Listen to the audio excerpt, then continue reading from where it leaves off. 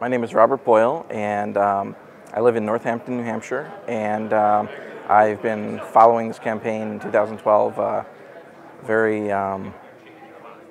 think we're at a very important time in our nation's history, and I think we need to reverse a lot of past mistakes, or it may be too late to do so.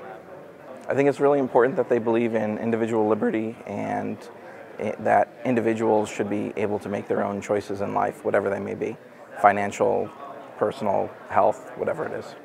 I think if someone's worldview is what they see from MSNBC or CNN or the mainstream media in general, then they may think he's crazy, because the idea of being able to make your own decisions with your life and to not have all these wars of aggression all over the world and have troops stationed in huge numbers of countries may sound revolutionary and crazy, but it's really kind of the way that we were in this country up until the turn of the century.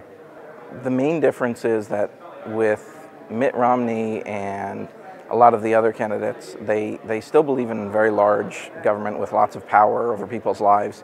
They just want to control which way that power is used.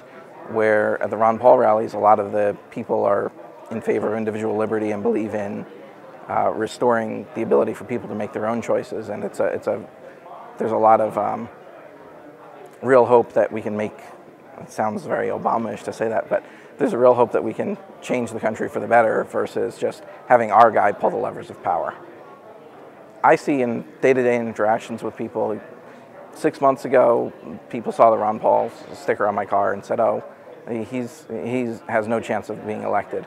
And now there are more and more people every day who say things to me like, oh, I think I'm going to vote for him. And I have several friends who were going to vote for kind of the conventional Republican candidates who have now said, I've changed my mind and I'm going to vote for Ron Paul after all. So I think that people are, it's kind of crazy, but if they liked his ideas, they wouldn't vote for him just because they didn't think he could win, even though they wanted him to get the nomination.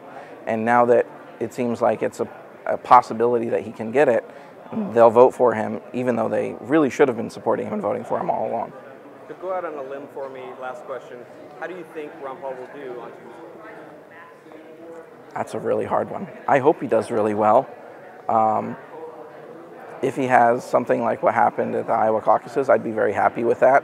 If he wins in a landslide, that would be awesome, but I don't think that that's realistic. It might be, though. I don't know. I think as long as he gets a strong two-digit showing, I think that will set the stage for further victories down the road in other states.